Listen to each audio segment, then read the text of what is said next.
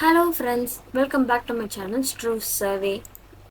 Companies Act 2013 ஓட part 11 video தான் இது. நம்ம ப்ரீவியஸாக பார்ட் 10 வரைக்கும் அப்லோட் பண்ணிட்டோம். அது எல்லாமே வந்து டேரக்டர்ஸ் பற்றினது தான்.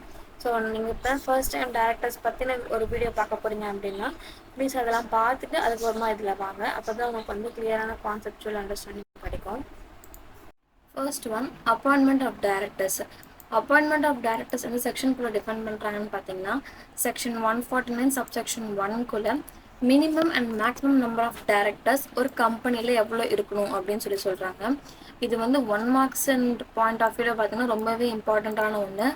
ஈஸியாக அவங்க வந்து இதுலேருந்து கொஷின்ஸ் கேட்கலாம். This section provides that every company shall have a board of directors consisting individuals as a directors. ஓகேவா? ஸோ ஒரு பப்ளிக் கம்பெனிக்கு மினிமமாக 3 டேரக்டர்ஸ் இருக்கணும். நீங்கள் வந்து பப்ளிக் கம்பெனிக்கு மினிமம் நம்பர் ஆஃப் மெம்பர்ஸ்ன்னு சொல்லிட்டு நம்ம ஆல்ரெடி படிச்சிருப்போம்.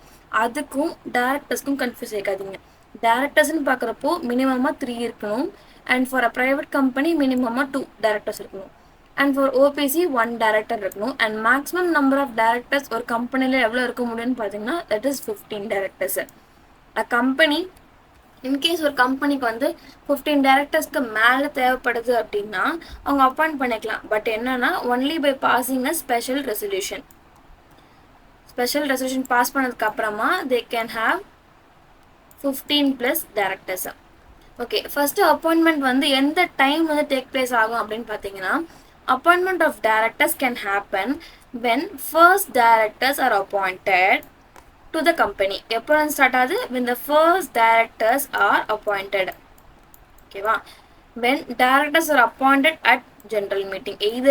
எது மூலியமானா ஜெனரல் மீட்டிங் மூலியமா அந்த ஃபர்ஸ்ட் டைரக்டர் அப்பாயிண்ட் பண்ணியிருந்தாங்கன்னா R when directors are appointed by the BOD, that is board of directors மூலியமா அப்பாயிண்ட் பண்ணியிருந்தாலும் when a resident director is appointed and when independent directors are appointed. So அந்த டைம்ல இருந்து தான் வந்து அப்பாயின்மெண்ட் ஆஃப் டைரக்டர்ஸ் அதுக்கப்புறமா ஃபர்தராக நடக்கிறது எப்போன்னு பார்த்தீங்கன்னா only after this incidents has happened. So இப்போ நம்ம அப்பாயின்மெண்ட் ஆஃப் டைரக்டர்ஸ் பார்த்தோம் பார்த்தீங்கன்னா அதில் ஒரு முக்கியமான விஷயம் என்னன்னா நம்ம அதுக்கு முன்னாடி ப்ரீவியஸாக வந்து qualifications of director and disqualifications பார்த்தோம். ஸோ அதெல்லாம் அவங்க சாட்டிஸ்ஃபை பண்ணாதான் appointment will take place. So அதுவும் நீங்கள் பார்த்துக்கோங்க. அண்ட் தென் இப்போ retirement and rotation of directors எப்படி நடக்குதுன்னு பார்க்கலாம். If the AOA provides, AOA என்னது? Articles of association provides for retirement of all directors in the AGM. அதாவது அவங்க ஆனுவல் ஜெனரல் மீட்டிங்கில் ஏஓஏல சொல்கிறாங்க ரிட்டையர்மெண்ட் வந்து எல்லா டேரக்டர்ஸ்க்கும் அப்படின்னு சொல்லியிருந்தாங்க அப்படின்னா then all the directors are liable to retire. அப்போ எல்லா டேரக்டர்ஸும் கண்டிப்பாக ரிட்டையர் ஆகி தான் ஆகணும். தேர் லயபிள் ஃபார் இட் அப்படின்றாங்க. தென் ரொட்டேஷன் ஆஃப் டேரக்டர்ஸ்ன்னு பார்க்கலாம். இது வந்து குவைட் கன்ஃபியூசிங். ஏன்னா நம்பர் வந்து தப்பாக போட்டுருவாங்க. இங்கே 1/3 அண்ட் இங்கே 1/3 இங்கே 2/3 கன்ஃபியூஸ் ஆகிட்டு இங்கே 2/3 and 1/3 போட்டுருவாங்க. ஸோ இப்போ நம்ம டீட்டெயிலாக பார்க்கலாம். அக்கார்டிங் டு செக்ஷன் 152 சப்செக்ஷன் 6 படி என்ன சொல்கிறாங்கன்னா 2/3 of the total number of directors அப்படின்னு சொல்கிறாங்க. டோட்டல் நம்பர் ஆஃப் டைரக்டர்ஸ்னால் நம்ம எக்ஸாம்பிளுக்கு மேக்ஸிமமாக ஒரு ஃபார்மில் எத்தனை பேர் இருக்கலாம்? 15 மெம்பர்ஸ் இருக்கலாமா? 15 × 2/3 பண்ணுங்க. தட் இஸ் 2/3 பண்ணிங்கன்னா உங்களுக்கு ஆன்சர் வந்து 10. ஸோ அதில் டோட்டலாக அந்த 2/3 அந்த டோட்டல் நம்பர் ஆஃப் டைரக்டர்ஸ் எத்தனை வருது?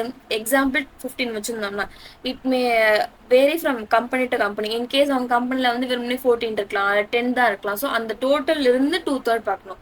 ஸோ 2/3 பார்த்துட்டு எக்ஸ்க்ளூடிங் இண்டிபெண்டன்ட் டைரக்டர். இந்த டோட்டல் நம்பர் ஆஃப் இந்த 15க்குள்ள இண்டிபெண்டன்ட் டைரக்டர்ஸ் இருக்க மாட்டாங்க. அதான் excluding. Are liable to retire by rotation. அதாவது இப்போ இந்த 15ல் இண்டிபெண்டன்ட் டைரக்டர்ஸ் இருக்க மாட்டாங்க, கண்டிஷன் நம்பர் 1. அண்ட் அதில் 2/3 இருக்கணும். ஸோ 2/3 நம்ம வச்ச எக்ஸாம்பிள் படி பார்த்தா நமக்கு வந்து 10 கிடைக்குது. ஸோ இந்த 10 மெம்பர்ஸுமே 10 டேரக்டர்ஸுமே they're liable to retire by rotation அப்படின்னு சொல்கிறாங்க. And those directors are called retiring directors. இந்த 10 டேரக்டரை வந்து ரொட்டேஷன் மூலயமா ரிட்டையர் ஆகிறாங்கல்ல, ஸோ இவங்களுக்கான பேர் என்னன்னு பார்த்தீங்கன்னா ரிட்டையரிங் டேரக்டர்ஸ். ஸோ இங்கே 2/3 ஆயிடுச்சு. மீச்சம் எவ்வளோ இருக்குது? 1/3 இருக்கா?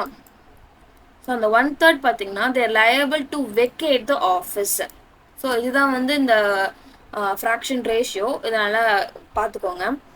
The remaining directors in case of public company shall be appointed as per the provisions contained in the AOA. And இன்னொரு முக்கியமான விஷயம், இப்போ நம்ம பார்த்தோம்னால 2/3 ஆஃப் த டேரக்டர்ஸ்னு சொல்லிட்டு நம்ம எக்ஸாம்பிளாக அங்கே வந்து 15 வச்சுக்கிட்டோம்.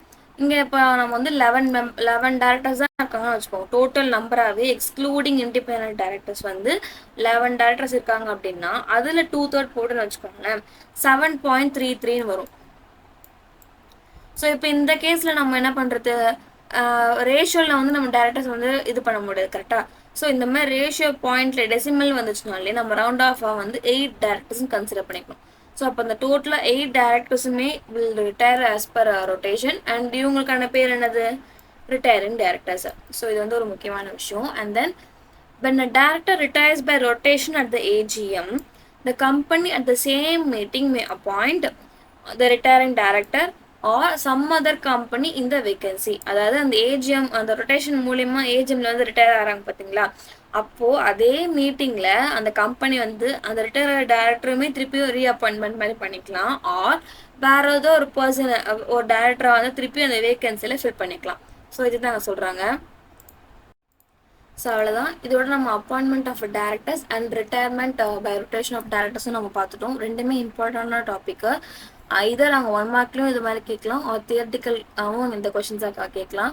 ஸோ நம்ம வீடியோ அப்லோட் பண்ண சைட் பை சைட் நீங்கள் வந்து உங்கள் புக்லையும் நீங்கள் ரெஃபர் பண்ணி படிச்சிங்கன்னா உங்கள் எக்ஸாம் பாயிண்ட் ஆஃப் வியூவில் இது ரொம்பவே யூஸ்ஃபுல்லாக இருக்கும். ஸோ இந்த மாதிரி நிறைய யூஸ்ஃபுல்லான வீடியோஸை பார்க்கணுன்னு நினச்சிங்கன்னா கீப் சப்போர்ட்டிங் ஸ்டூஸ். டாட்டா பாய்.